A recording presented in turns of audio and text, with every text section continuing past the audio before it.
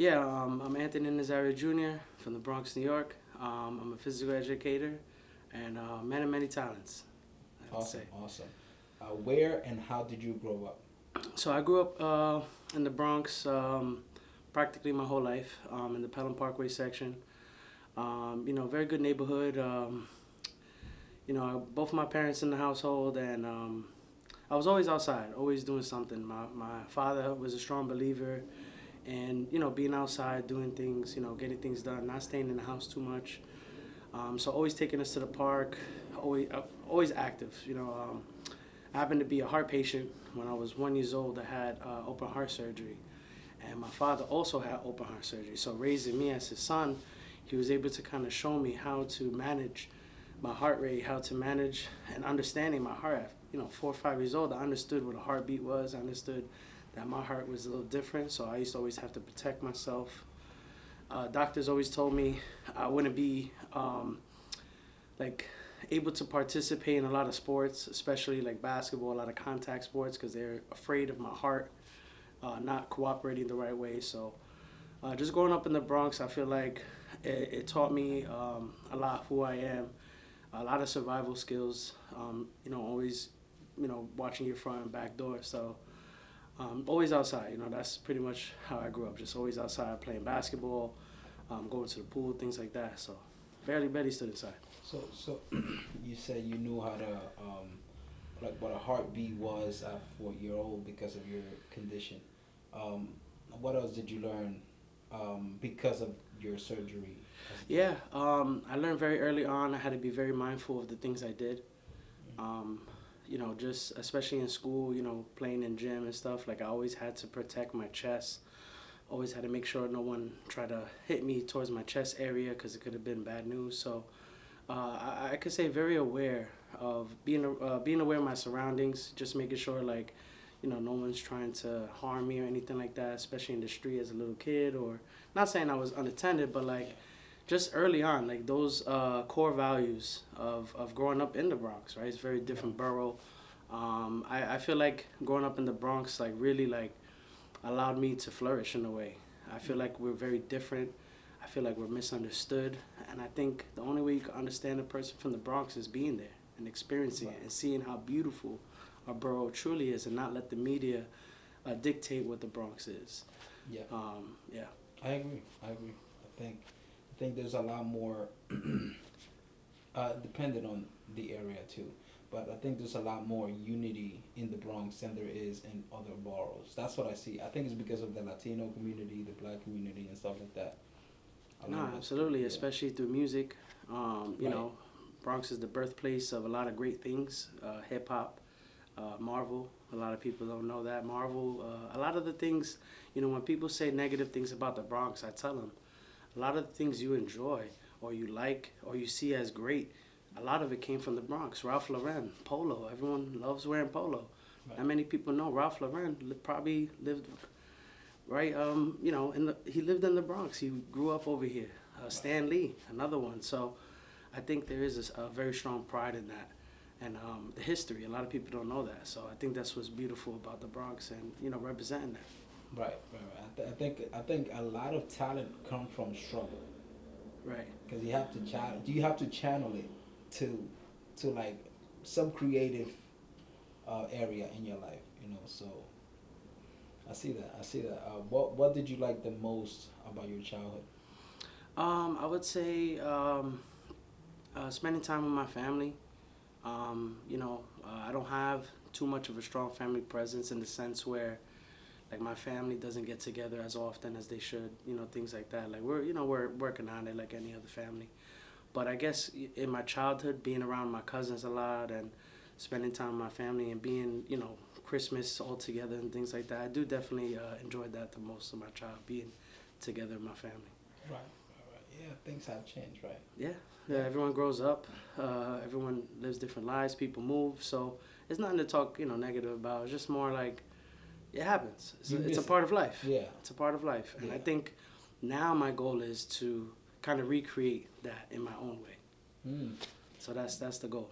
Right, like with your kids and Right, the right. the the siblings or cousins that are still around, probably try to have them together? Yeah, absolutely. Kind of recreate what we once had. Like me and my cousins always, being together, at grandma's house, messing around, joking around, kind of recreating that for now their kids and our kids and, that next generation. Right, right. That's awesome. Awesome. What was your biggest challenge growing up? Middle school. Middle school was by far one of the most challenging, I guess, moments in my life up until adulthood. I was heavily bullied, unfortunately. A lot of kids used to pick on me. Boys used to just be negative towards me, push me, uh, call me names. The girls calling me ugly. I had pimples, I had braces. I was a big kid always, so I was always, and I never understood why. I used to always, I remember as a kid, like, wonder why they so mean to me. What did I do? But what got me through that was sports. Right. Instead of getting into fights, instead of arguing back and forth or being angry at myself or crying all day, I turned to sports. That was my outlet. My dad always taught me, if you're humble to the game is going to be humble to you. And I knew that early on in my life, and I used that as a fuel to say, okay, I'm going to get better at this. So I took that basketball and I practiced every day, all summer. Then I come back the next year. A lot of those kids that bullied me, they stopped. They stopped because all of a sudden I'm playing basketball, and instead of thinking about whatever it was they thought about to say some negative towards me, they're like, wow, man, Anthony could play some ball. Right. And that was like a pivotal moment in my life where I was like, wow, so this is how I could control my anger. This is what I could do when I'm upset. Instead of being angry about it, let's grab the basketball. Wow. It was that in a combination of fashion. For some odd reason, wearing the Reeboks or the Nike, not the Nikes, the Skechers, you got made fun of. Today it's a little different. But when I wore my first pair of like Air Force Ones, that was another moment in middle school where all of a sudden kids started being nice to me. I got a pair of Jordans. Now kids are like, wow, Anthony got Jordans now. So like those two moments really changed a lot of how I thought, and it got me through those tough times because it got better as I got older. Yeah, I can see that. Wow. I love that phrase. If you're humble to the game will be humble to you. Absolutely, and I think that applies to anything. What like I could tell you what it means, but this is not about me. So what does it mean to you?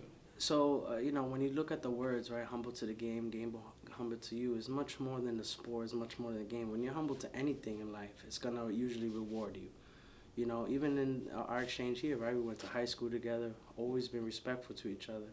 The moment you reached out, it was a no-brainer that I didn't have to think about it. Yes, I would love to participate in this and work with you and do these things because we were always humble to each other. So you see, even 10 years down the line, 20 years down the line, it still comes back. So I feel like, based on my pop's quote, if you applied it to anything, your job, your relationships, right? When you're respectful to your other half, usually it comes back. When you're respectful in your work environment, you would hope it comes back. And then usually the people that are negative, you don't see them no more after a while. Yeah. So that's nice. I love that. I really do. All right.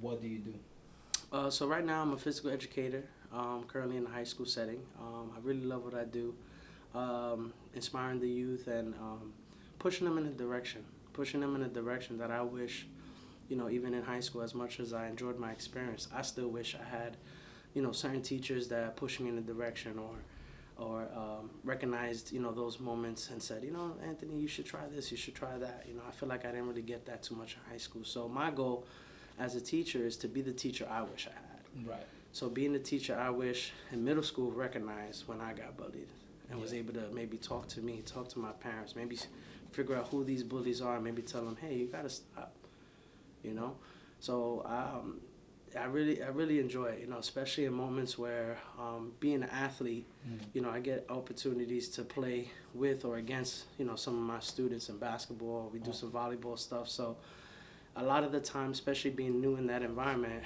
I tell them, I say, hey, you want to see how I got the job? And they're looking at me like, they don't think I could play. They're like, this guy's short, he doesn't seem too fast.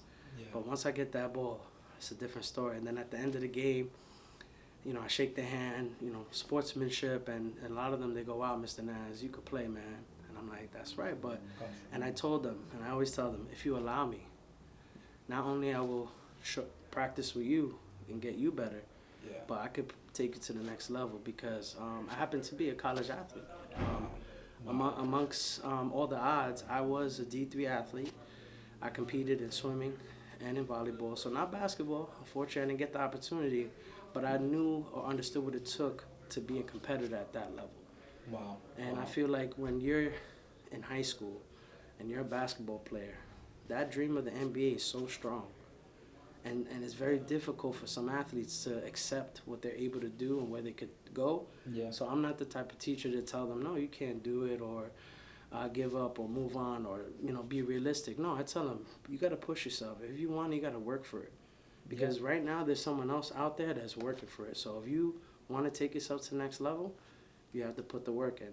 And again, if things don't work out the way you want it, there's other options. Yeah. And I think that's what I got from playing in D3. They gave me an opportunity.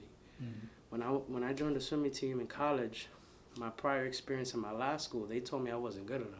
Mm. I'll never forget, I went to a 2-year college, and I went to them and I said, hey, I swam in high school, these are my stats. He looked at my stats, he goes, these aren't as good as the girls here. You need to do this, this, and that by this time, and then you could be considered to be on the team. I told him, can I practice with the team, maybe get better? He said no. So I was kind of shocked, like, man, I guess I'm not good enough. I was discouraged. Yeah. But then going to my 4-year college, I had a coach, shout out to Coach Sam, who believed in me. She said, I saw you swim, and I think you have what it takes. We would love to have you on the team. So a completely different experience, a completely different mindset. And honestly, that moment changed a lot for me. Because I was 25 years old. I was swimming against kids that were 18, 20, and still holding my own. I lost a lot of weight. Wow. So that's awesome. Now being a teacher, full circle moment, now that I've experienced it, now I want to share that with my students and say, look, you could have that experience too, but you got to put the work in, not just in the gym, but in your classroom too. Of course. I love that. Good. Can you tell me a little bit of the story on how you decided to go into physical education? Absolutely. Again, with my sports background, always enjoying sports growing up, I realized one of my favorite classes was PE. I love going into the gym, having opportunities. I always admired a lot of my PE teachers, how they held themselves, my coaches and things like that. And growing up, I never really liked wearing ties, button-up shirts. I used to wear uniform in school, so as a kid, I used to hate it. But so I always kind of never wanted to wear like a suit and tie type of job. I always wanted to wear my sneakers and sweats and be comfortable. And then as I got older and getting into high school, I realized this moment. Our coach, Ramirez, for senior year, he goes up to me, he goes, Anthony, doesn't it bother you that all the rookies are faster than you? But, and you remember how he was, so he didn't say it in a nice way. He was like, how do you feel about that? And I told him, Coach, it doesn't bother me because I helped them get there. And if you remember, I used to always be that guy, English or Spanish, whatever I could do to help you, I used to always try. Hey, try this, kick more. Yeah. Reach out more, kick faster, always trying to help. And that's when I knew I wanted to be in education, especially in PE. Teaching math was my another strong subject. I did have a math teacher, Mr. F, who told me, hey, you should be a math teacher. You're always, really good at math, always helping out. And as much as I enjoyed computing and putting problems together and formulas, it wasn't something I loved. Right. It's something I enjoyed, but it wasn't something I loved. And I loved sports. I loved helping. I'll be in the park, and I see big bro playing ball and little bro on the sideline with nothing to do. Right. And that bothers me, seeing those things. So I tell little bro, hey, why don't you dribble this ball right here? I'll give him a ball. Here, dribble this ball 10 times. And moments like that, I'm like, that's what I'm meant to do. And if you love what you do, you never work a day in your life. And to be honest, I feel like I haven't worked yet. Because I really enjoy what I'm doing. That is nice. Wow, man. Wow. And what is your biggest challenge in the job? Oh man, well, I'm working with children. I'm working with young adults. So the challenge is, they're different mindsets, different Right. egos, different upbringing. Part of why I want to be educators, I've learned in life, not everyone has a father, or not everyone has a male role model. We Yeah. gotta be, a little sensitive.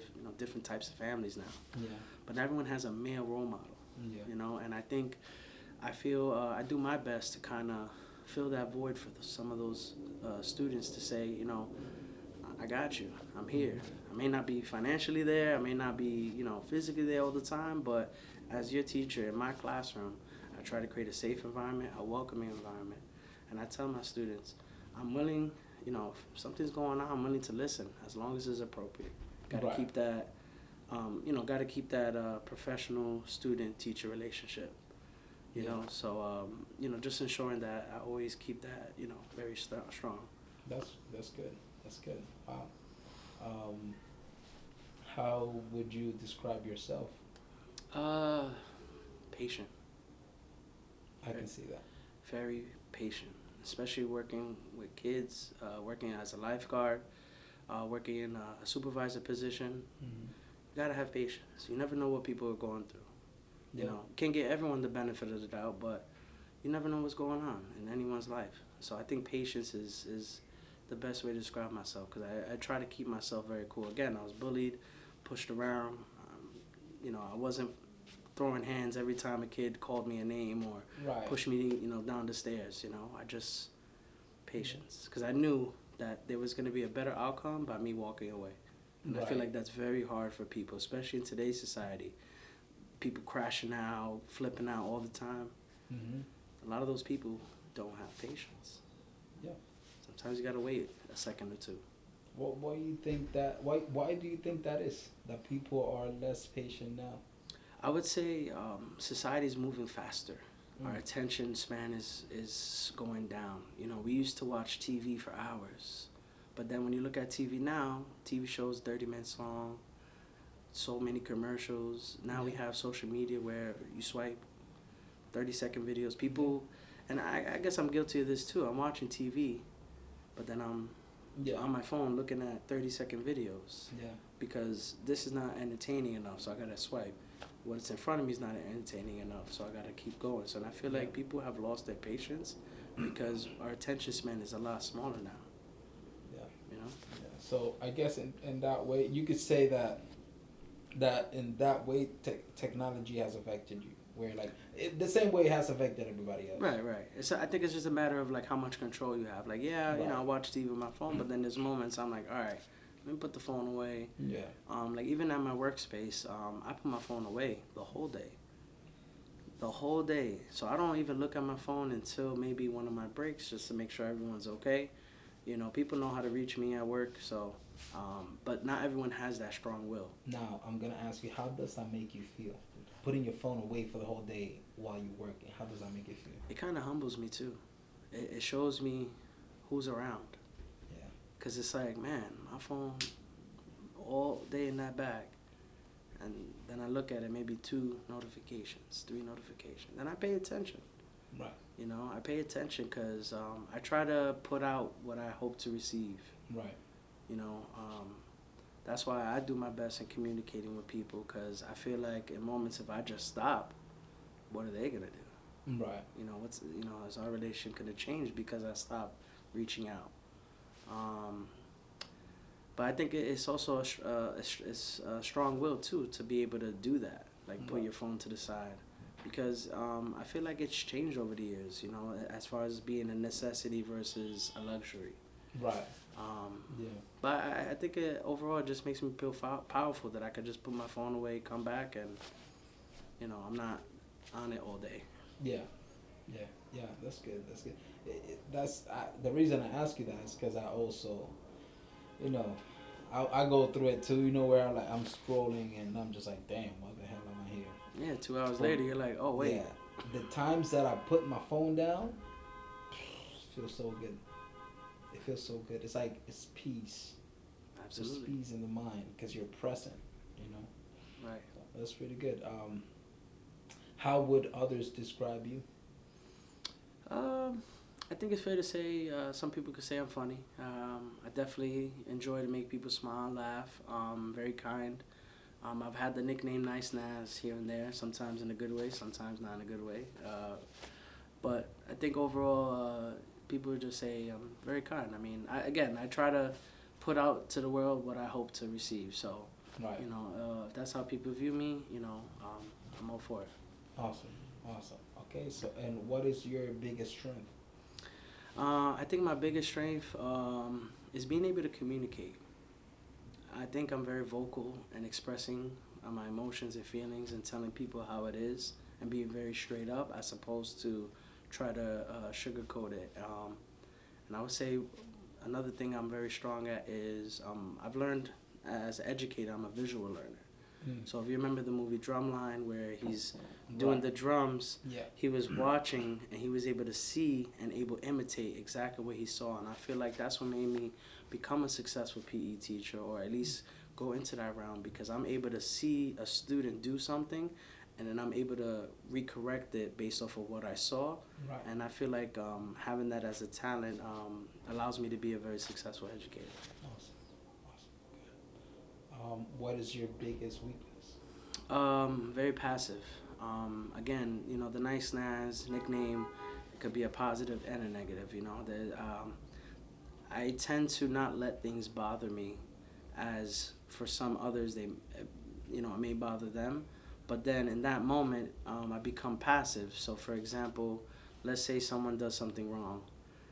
I could just look at it and just not even let it bother me. But then that person may do it again and again. Right. And again. Yeah. So have I would have addressed it the first time and say, hey, this is not right. That's something I continue to work on, and that's trying to improve on, like not being as passive and being a little more aggressive and letting people know, hey, this is not right, and this is how it is, and that's that. There's no discussion. This is non-negotiable, and those are some of the things I want to improve on. All right. Yeah. Yeah. Good. And how do you think you will be able to improve that? I guess the best way is to recognize something I have done and doing my best to prevent that, and to see other ways to assess that situation and trying to make things better. And also saying the word no. Okay. I think the word no is a very powerful word to use. Yeah. And I feel like you have to use it, especially in moments where things are not going in the right direction. Because I feel like by saying yes every time, then things could blow up, and then you're like, man, now you're thinking about, why did I say yes? So I think saying the word no and sticking to it too, I think that's something that could be very helpful. Non-negotiables. I see. Yeah. I agree. What is your passion? You say you're a man of many talents, right? Oh, absolutely. But what is your passion? Oh, man. It's hard to say, but I think my passion is just in sports, man. Like just participating in sports. I play stickball, which is a sport that I'm very passionate about. And part of the reason I'm so passionate about it is because this is a sport that's like no other, at least in my opinion. This is a sport where a young man and his dad could participate in the same league at the same time. A grandfather and grandson could participate in the league at the same time. Right now we got Bronny James and LeBron James in the same league at the same time. I think first time in history, NBA history, right? Yeah. Stickball has been around since the 1920s. We've been doing that. We've been had father and sons, daughters and fathers and things like that. So I would say one thing I'm very passionate about is stickball, because it gives me an opportunity to spend time with my pops. And my father is my hero. He's, he taught me everything. And stickball was something that he brought to the table when I was 14 years old. And at first I wasn't really feeling it. I was like, Dad, that's your thing. Yeah. I'm going to go play basketball. Then they shut the basketball court down. And then I was like, all right, Dad. I was always practicing with him, always helping him. And but the moment I started taking it a little more serious, and the moment I was on the team with him and I had my breakout season and people started knowing me, like, wait a minute, I know who this kid is now.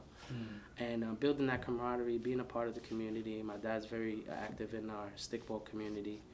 And just to see what he does for the sport every day, trying to find sponsors, trying to find building relationships with the community, going to the community board meetings to figure out what could we do to make stickball better, right? I see cornhole on ESPN. I see rock paper scissors on ESPN. I see all these different little sports, and then I'm still wondering why is stickball not on the main stage? Right.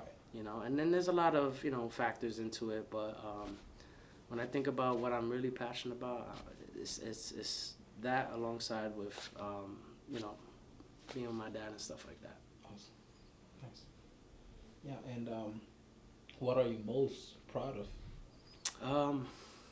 I would say being a college educated person. I think graduating from college, having 2 degrees, no debt. I don't come from money. My parents, they did help with my education, but based on the journey that I chose, I did most of it on my own. My grandparents helped, family members, friends, they did help. But I could give myself credit for 75% of my tuition I paid on my own.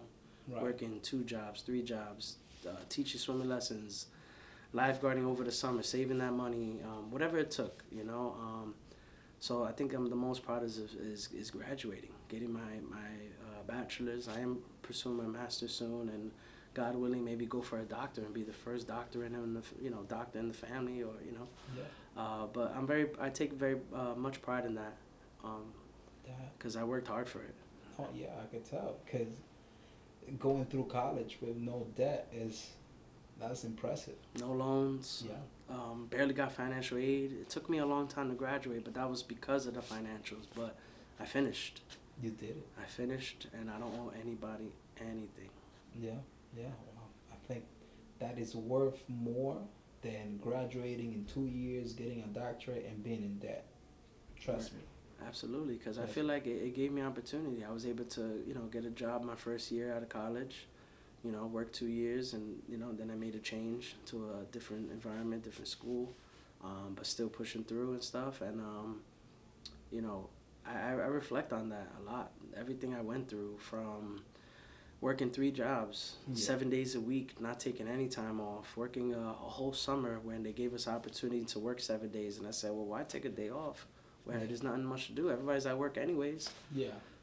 So just getting that education, going past that stage, hearing my name across the stage and the whistles, because what I did for graduation was, for every year that I lifeguarded, I try to, carry a whistle. So whoever came to my graduation, I gave them, a brand new whistle. Yeah. So when I graduated and they called my name on the stage, I heard that whistle loud and clear. And it was supposed to represent all those years lifeguarding, all the people that I've rescued, all the people that I've worked with, to pay homage and kind of say thank you to lifeguarding, because I think we both could agree, we spoke about it earlier, that it gave us a path, to be successful.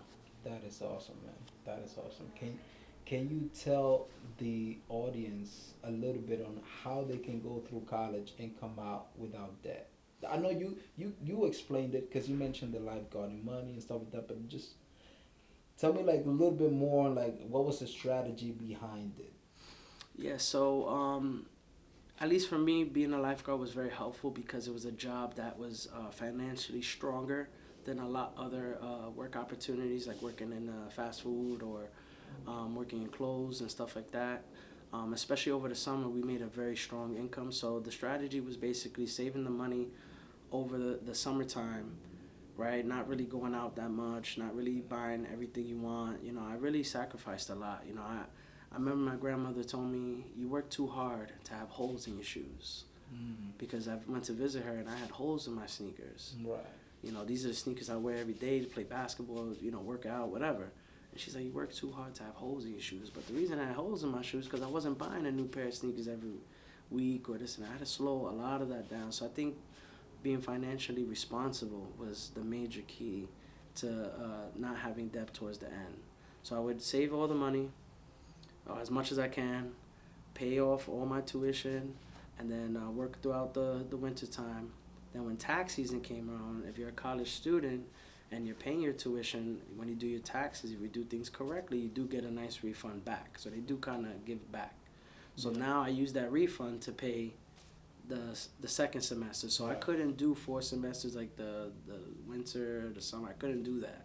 So I had to do spring and fall. That's why it took you a longer time. And that's what took me a longer time because I couldn't do the other semesters where you take this class 'cause I couldn't afford it. And how many classes are you taking?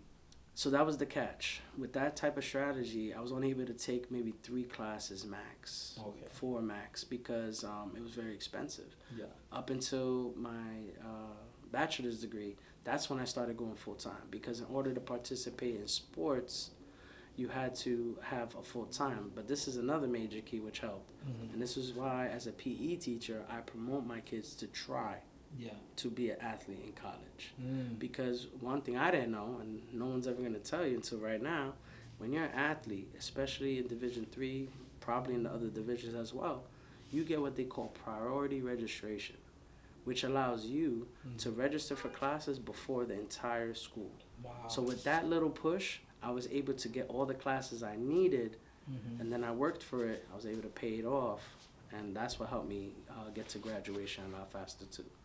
Awesome. So if you have the talent, Yeah. just try. That's awesome. That's good. I love that. What are you least proud of?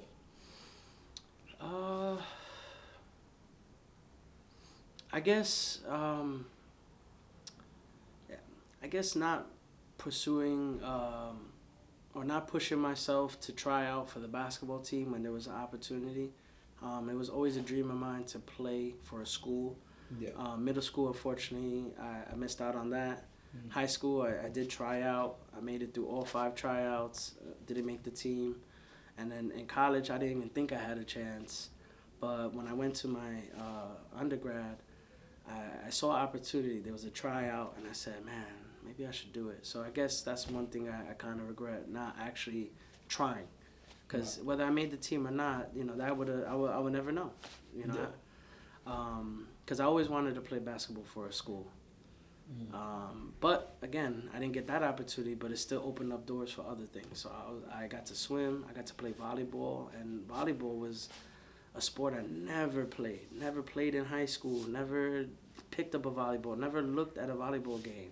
Yeah. I knew what it was, I understood how it works, I just never had interest in it. Right. Then in college, I tried it out, and I was like, wow, I got really good at it. And then my senior year, I got to start. Like, that was awesome. So even though basketball didn't work out, it led me to a lot of other things that I enjoyed even more. I honestly think volleyball is underrated. 100%.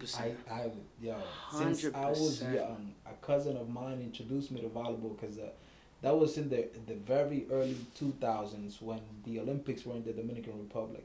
Okay. He introduced me to watching volleyball games because he had a crush on one of the players, right? Right. It's all starts like that. Yeah. And I fell in love with the game. Watching the game, I have fun watching the game. Yeah, it's very fast paced. paced. It's an intense game. And amongst, a lot of people always arguing WNBA, the NBA, what's more entertaining, things like that.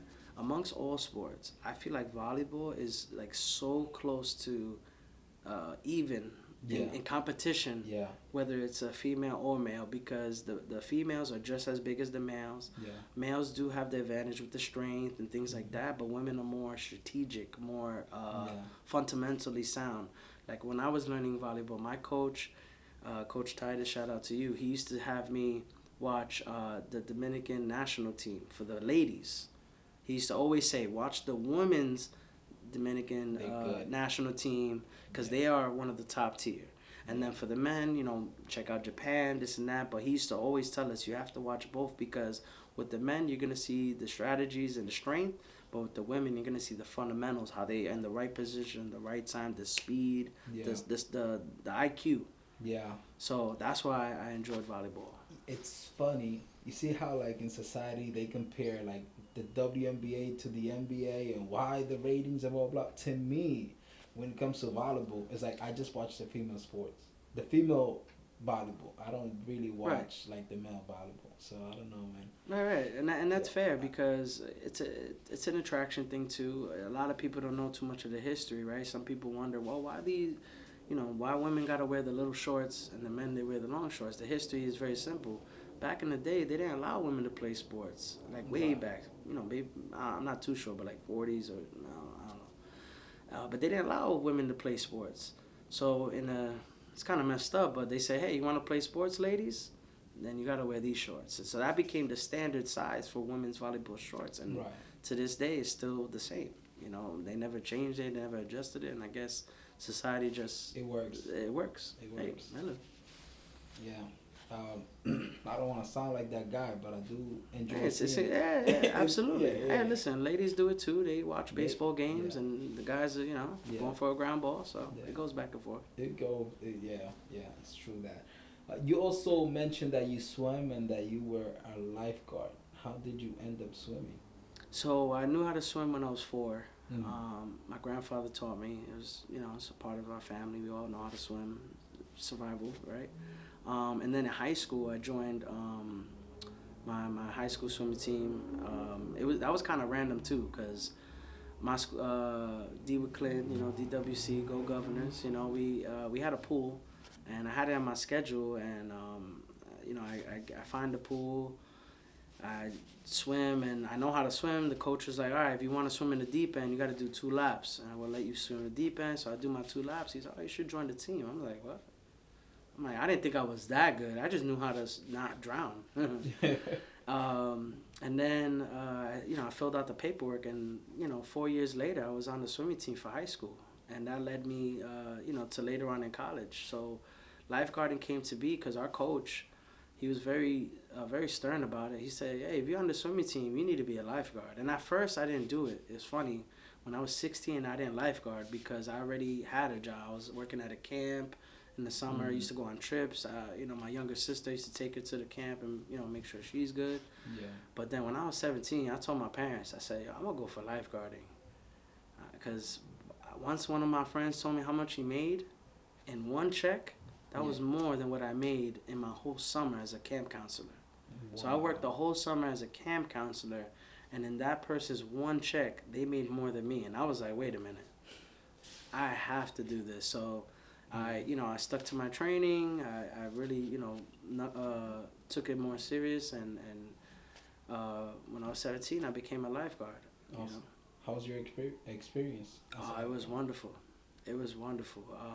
You know, I'm very grateful to say, for 15 years, being a lifeguard was very impactful in my life. I created such a brotherhood with my team, from my supervisor to all the guys I work with. You know, my supervisor, Jay, you know, to me, he's like an uncle to me, because at 17 years old, you know, all he's ever done is put me in a position to be successful, whether it's just having conversations with him, whether it's, you know, if you're a little low on money, he was always willing to help out. I mean, I never asked him for money or anything like that, but I've noticed he's always been the type of person to lend a hand to someone who needs help, Right. whether it's getting you a job, you know, pushing you in college, you know. So having him as my supervisor, to me, he's, you know, that's the relationship I built with him. You know, everyone has different relationships, but... And then amongst the team that I work with, you know, a lot of those guys, you know, sometimes I reflect, like, I'm 32 right now. A lot of those guys I worked with for 15 years, I knew them since they were 15 years old. Yeah. I knew them since they were 16 years old. I got to watch them grow up into the young men that they are. To see a lot of them be successful in their careers or having families now, like, to see that now is very special. Because I feel like amongst any job I've ever had or any job I've ever observed, that lifeguard job was different. That community was different. You know, even you and I, right? Like lifeguarding, you worked at the beach, I work at the pool, but, you know, we didn't see any differences. We all lifeguarded, we all did this, so we hang out, get together, you know, try to build that camaraderie. And I think that's what I love the most about lifeguarding, the camaraderie. Yeah. Everybody who swam was a lifeguard. If you didn't lifeguard, then I don't know what was wrong with you at that time. Yeah, something was wrong with you. Something was going on. Because the money, man, that's good money. Yeah. It's good money, yeah. Instead of having your summer just like free, it's like you're free, but making money at the same time. Because it's like, that's a form of freedom. At least for me, because I worked at the beach. You know? Right. So it's like, I saw the difference. I still enjoy my year as a lifeguard, but when I went to the beach, I was like, this is just freedom. It's a different environment. And I feel like, you know, there's always this, or there has been this stigma of beach versus pool, working at the pool, working at the... I feel like working at the beach, a lot of the guys that work there, yeah, that's their vibe. Yeah. versus the pool guards, that's their vibe. Some Mm. pool guards can't work at the beach because it's not an environment that they're used to, or it's a little different, and then vice versa. A lifeguard coming from the beach, coming to the pool, they may not enjoy sitting on the chair watching a smaller section of the pool as opposed to a wider area in the beach. So Yeah. I just feel like it's a preference. Yeah. And Yeah. also, the conditioning too, right? Yeah. A lot of the beach guards used to really take, the exercise, very serious. I remember when I go to the beach, these guys are working out. The pool, we take it serious too. We hold our own, but not everybody. Like me, I exercised here and there, but then there was maybe one summer or 2 summers that I gained like 20 pounds. Right. So it goes both ways. But overall, man, best years of my life for sure. Great. Yeah, I would say the same thing. Yeah. Yeah. All right. What advice would you give your younger self? Man, that's a good question actually. Never really thought about it. I would say, so over my time, I created this quote that has led me to be successful. And if I could go back in time, I would tell myself this. It says, limit excuses and embrace solutions. I came up with this quote because I learned that when you have too many excuses, you become stagnant. And when you embrace solutions, it gives you more opportunities. And I feel like when I was younger, I used to have a lot of excuses. I was always late to school because I was lazy. I would wake up late, or put that snooze alarm over, stay up late on the phone, always creating an excuse. Oh, that's why I was late. Oh, that's why I was late. And me being punctual didn't happen until after high school. Yeah. So I feel like if I could have made a change sooner, then it could have probably gave me a lot more reward as far as being punctual than the way I was being late all the time. Because that was like my biggest challenge in high school, always being late to school. I was not a morning person. I'm still not a morning person, but as an adult, I've learned to grow from that and say, you know what, I gotta do what I gotta do. I gotta be at work at this time. I gotta be there. You got the discipline now Right. to Exactly. just do it, because that's what discipline is. You don't have to feel it. You just fucking do it. Exactly. Yeah. This is my last question to you. What advice would you give the youth of today? Don't be afraid to accept new challenges. I feel in today's society, the youth says no a lot. As a PE teacher, I'm like, hey, you want to try this activity? No, I'm all right.